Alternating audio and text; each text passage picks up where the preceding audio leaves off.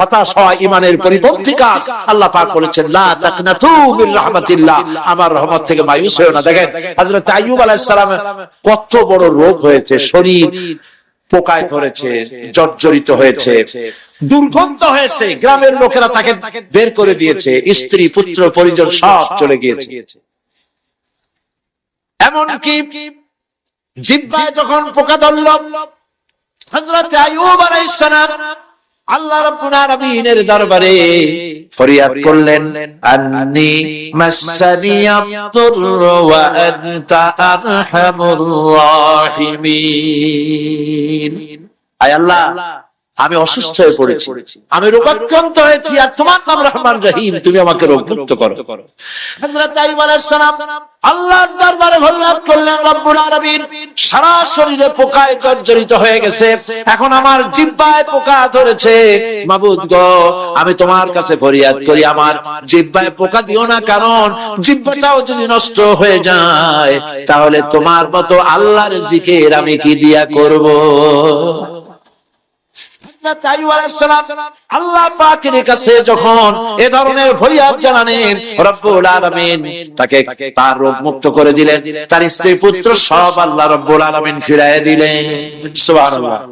সুতরাং মুমিন ব্যক্তি, কোরআন শরীফে সব আছে, কোরআনের মতো শ্রেষ্ঠ ওয়াজের কিতাব পৃথিবীতে আর শুধু বোঝার দরকার। বিপদে, যত বড় বিপদ আসুক, কোন বিপদে ধৈর্য হারাবে না। হযরত ইয়াকুব আলাইহিস সালামের ছেলে ইউসুফ আলাইহিস সালামকে যখন তিনি হারায় ফেললেন, তিনি অধৈর্য হয়ে গেছিলেন নাকি? অধৈর্য হন নাই। কারণ আমি আমার বক্তৃতার সূচনায় বলেছি, আমরা কল্যাণ বুঝি না, অকল্যাণ বুঝি না। কোন বিপদ আসতে পারে আমরা হয়রান হয়ে যাই, কিন্তু বিপদের মধ্যে কল্যাণ আছে আমরা তা বুঝতে পারি না। কথা বুঝে আসছে? হযরত ইউসুফ আলাইহিস সালামকে কুয়ার ভিতরে ফেলে দেওয়া হলো।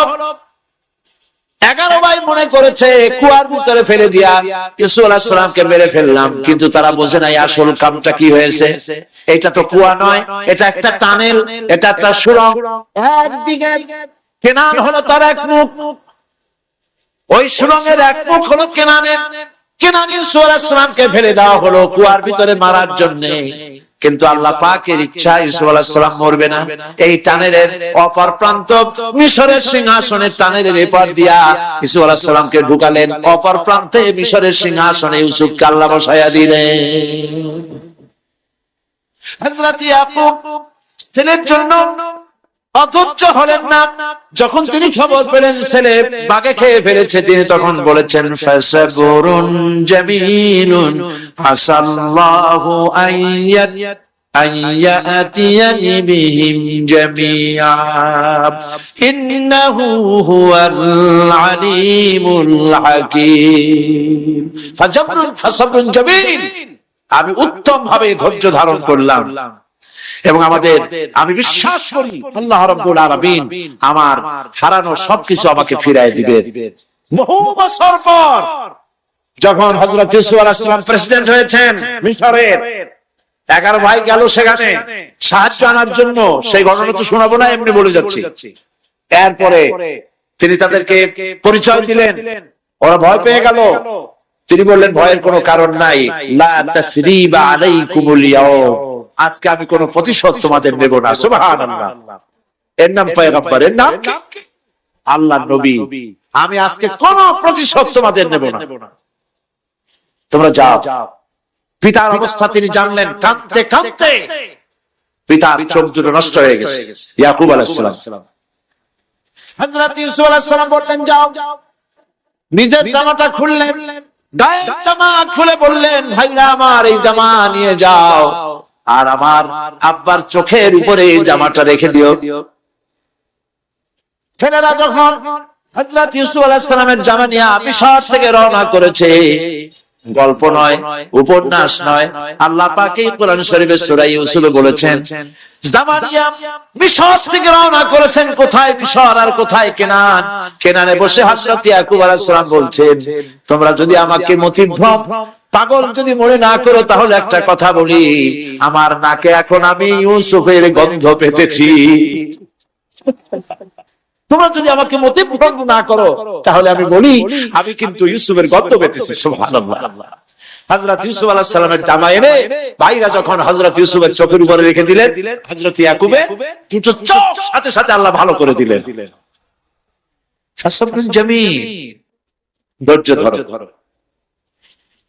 ঈমানদার ব্যক্তি আশার উপরে তার জীবন বাঁচে, কারণ যত বড় বিপদ আসুক না কেন আশ্রয় পাওয়ার একটা জায়গা আছে, তার নাম হলো আল্লাহ। নাম কি? বলেন আল্লাহ।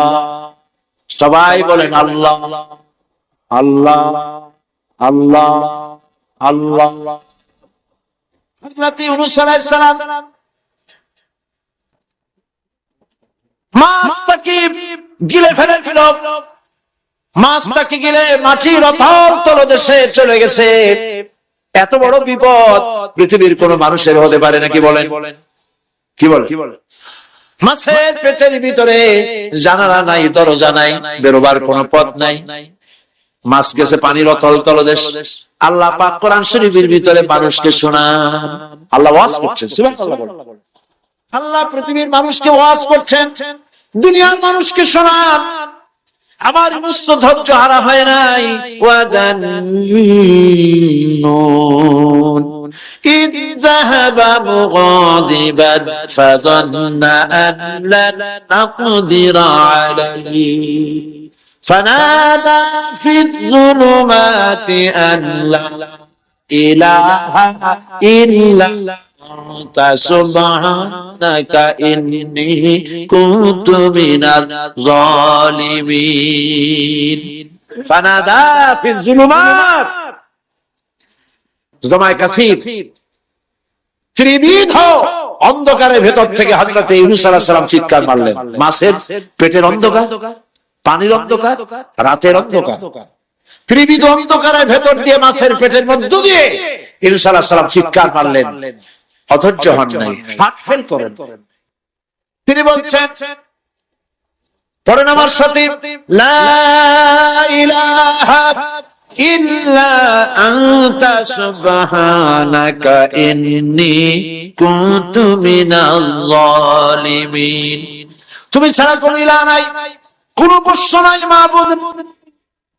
তোমার পবিত্রতা ঘোষণা করছি, আমি জালিমদের অন্তর্ভুক্ত হয়ে গেছি।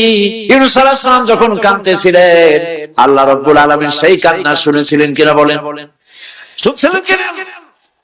শুনতে পেয়েছিলেন কিনা?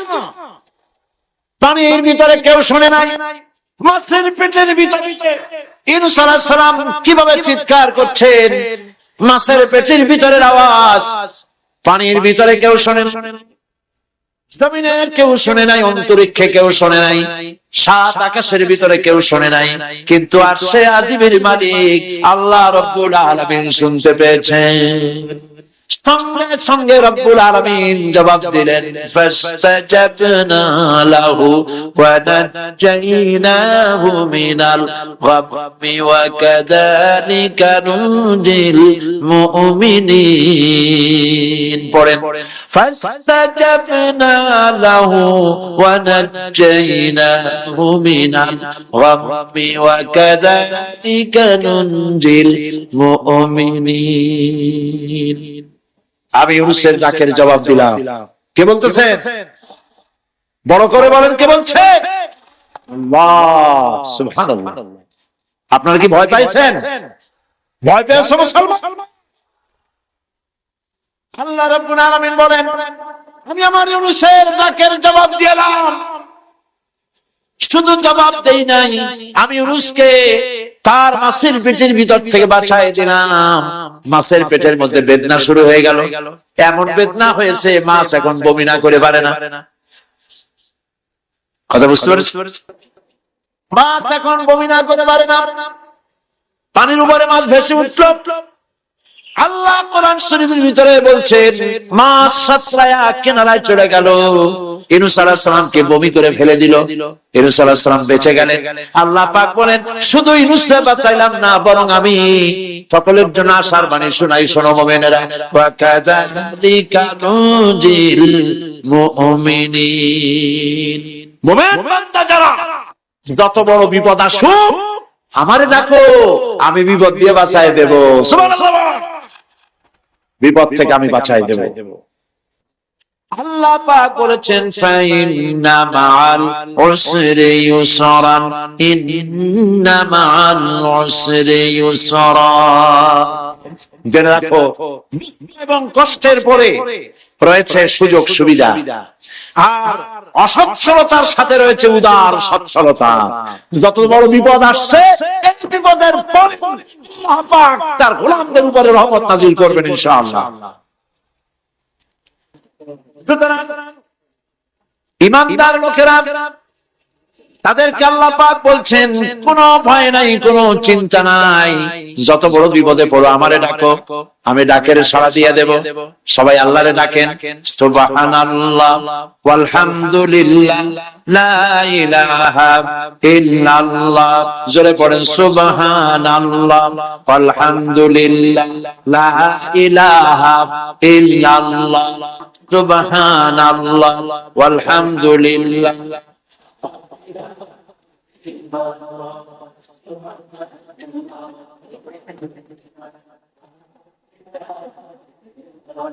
লা ইলাহা ইল্লাল্লাহু মুহাম্মাদুর রাসূলুল্লাহ।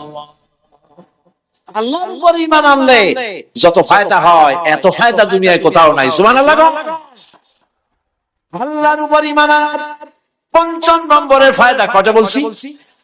5টা বলছি। আপনাদের অসুবিধা হচ্ছে নাকি? তাড়াতাড়ি শেষ করতেছি। 6টা বলবো। এ হলো ৫ম নম্বর। তারপর আমরা দোয়া করব। দোয়ার দরকার আছে কিনা এই সময়? ৫ম নম্বরে আল্লাহর উপর ঈমান আনলে পরে আরেকটি বড় ফায়দা, সেটা হলো কঠিন এবং কঠোর বিপদে আল্লাহ পাক তার মধ্যে অবিচলতা এবং ধৈর্য ধরার তৌফিক দিয়ে দেন। সুবহানাল্লাহ। সেই বিপদে মুসিবতে আল্লাহ পাক মুমিনদেরকে আল্লাহর উপরে নির্ভরতা শিখায় দেন। সুবহানাল্লাহ। কারণ মুমিনদের জানা আছে যে ঈমানদারদের বিপদ নতুন কিছু নয়, একেবারে আদম আলাইহিস সালাম থেকে শুরু হয়ে আসছে। ঠিক কিনা? আদম আলাইহিস সালামের বিপদ হয় নাই? আদম আলাইহিস সালামের বিপদ কি? শয়তান। তার বিপদ কি? শয়তান ছিল বিপদ। প্রত্যেক নবীর সময় মানুষের নবীদের কষ্ট দিয়েছে, দেয় নাই? বিশ্বকবি ইকবাল বলেছেন, সতীজা কা রহা হ্যায় अज़ल से तायम रोज़, सतीज़ा का रहा है अज़ल से तायम रोज़, चरागे मुस्तफा भी से शरारे बुलहबीस। আবহমান কাল থেকে শুরু করে মুহাম্মদ সাল্লাল্লাহু আলাইহি ওয়াসাল্লামের চারাগকে, নূরকে, ঈমানকে, ইসলামকে নিভায়ে দেওয়ার জন্য আবু জাহেলের গোষ্ঠীরা চিরকাল চেষ্টা করেছে। সব চেষ্টা কর্পূরের মতো উড়ে গেছে, মুহাম্মদ সাল্লাল্লাহু আলাইহি ওয়াসাল্লামের চারাগ টিম টিম করে জ্বলতে রয়েছে। আল্লাহ পাক বলছেন, ইউরিদুনা লিইউতফিউ নূরাল্লাহি বিআফওয়াহিহিম ওয়াল্লাহু মুতিম্মু নূরিহি ওয়ালাউ কারিহাল কাফিরুন। ওরা চায় মুখের ফু দিয়া, কারা? কাফেররা, ইসলাম সহ্য করতে পারে না যারা, ওরা চায় মুখের ফু দিয়া আমার আলোটাকে নির্বাপিত করে দেবে। আল্লাহ পাক বলেন, ওয়াল্লাহু মুতিম্মু নূরি, আমি আমার নূরকে পূর্ণতা দান করব, তাতে কাফির বেঈমানদের মনের ভিতরে যত জ্বালা হোক, যন্ত্রণা হোক, ওদের কলজা যত পুরুক, ইসলাম তার বিজয় পতাকা নিয়ে কেউ ঠেকাতে পারবে না। আল্লাহ রাব্বুল আলামিন, আল্লাহ পাক বলছেন, ওয়া কাযালিকা জাআলনা লিকুল্লি নাবিয়্যিন আদুওয়াম মিনাল মুজরিমিন। আর এমনি করে আমি সকল নবীর শত্রু বানিয়েছি সব পাপিষ্ঠ অপরাধপ্রবণ লোকদের। শুনছেন কথা? শোনেন নাই? আল্লাহ পাক বলছেন দুনিয়ার সব নবীদের তাদের জন্য আমি শত্রু বানাইছি কাদেরকে? যারা সবথেকে বেশি পাপিষ্ঠ, অপরাধ প্রবণ, এরা হচ্ছে নবীর দুশমন। এরা সবচেয়ে দুশমনি করে। আজ দেশের আলেমদের সাথে দুশমনি করে সবচাইতে বড় পাপিষ্ঠ। এটা কোরআন। এটা কি? কোরআন। জোরে বলেন এটা কি? আল্লাহ রাব্বুল আলামিন বলছেন ওয়া কাযালিকা জাআলনা লিকুল্লি নাবিয়্যিন আদুওয়াম মিনাল মুজরিমিন। সব পাপীরা, পাপিষ্ঠ আমার দ্বীনের দাওয়াত যারা দেয় তাদেরকে জীবনের দুশমন মনে করে। কেন? শোনেন, আমি কার ওয়াজ শোনাচ্ছি? কার ওয়াজ শোনাচ্ছি? আমার আল্লাহর ওয়াজ। অপরাধটা কি? নবীদের বিরুদ্ধে, নবীর ওয়ারিস ওয়ারাসাতুল আম্বিয়া কারা, তো তাদের বিরুদ্ধে তাদের অপরাধটা কি? তাদের অপরাধ সম্পর্কে আল্লাহ নিজে বলেন ওয়ামা নাকামু মিনহুম ইল্লা আন ইউমিনু বিল্লাহিল আজিজিল হামিদ। এদের বিরুদ্ধে অ্যাকশন নেওয়ার আর কোন অপরাধ ওদের নাই। ওদের একমাত্র অপরাধ ওরা আল্লাহর জমিনে আল্লাহর আইন প্রতিষ্ঠা করতে চায়। এটাই হচ্ছে